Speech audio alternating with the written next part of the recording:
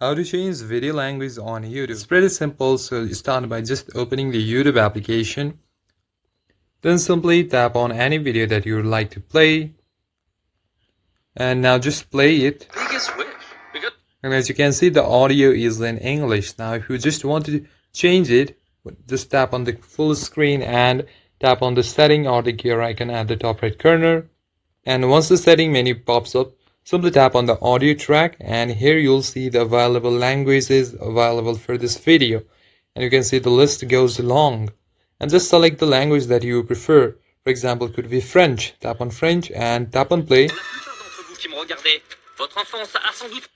And the language will be changed instantly. You can also switch to any language. Like you can try Hindi. Tap on it. And in this way, you can easily change the audio tracks in YouTube. And that's it for the video, guys. Thank you for watching the video. If you enjoyed the video, consider giving it a like and subscribe to the channel. I'll see you on the next one.